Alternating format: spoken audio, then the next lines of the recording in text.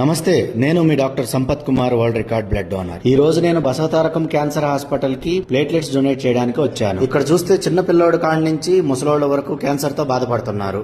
అసలు క్యాన్సర్ రావడానికి కారణాలేంటో ఈ వీడియో చూడండి.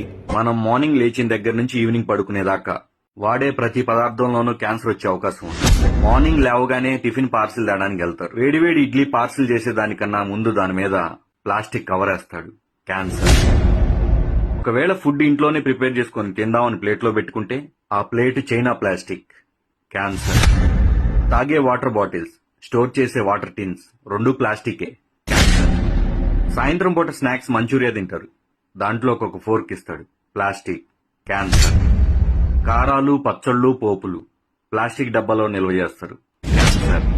స్నానం చేయడానికి ప్లాస్టిక్ బకెట్ లో హీటర్ పెడుతున్నారు. వాటరే కాదు, ప్లాస్టిక్ బకెట్ కూడా హీట్ ఎక్కువ. క్యాన్సర్. ఆరోగ్యానికి కొబ్బరి బొండ తాగుతారు, కానీ దాంట్లో ప్లాస్టిక్ స్ట్రా వాడతారు. తలనొప్పని టీ తాగుతారు, కానీ దాన్ని పార్సిల్ ప్లాస్టిక్ కవర్ లో చేస్తారు. పాల ప్యాకెట్స్, పెరుగు ప్యాకెట్స్, ఆఖరికి చిన్న పిల్లలు తాగే పాల డబ్బాతో సహా ప్లాస్టిక్. క్యాన్సర్. వీటన్నిటికన్నా మోస్ట్ డేంజరస్ మార్నింగ్ లేచిన దగ్గర నుంచి ఈవినింగ్ పడుకునేదాకా వాడే మొబైల్ ఫోన్స్. క్యాన్సర్. ఫైనల్లీ 2030 కల్లా ప్రతి ఇంట్లో ఒక క్యాన్సర్ పేషెంట్ ఉండే అవకాశం ఉంది.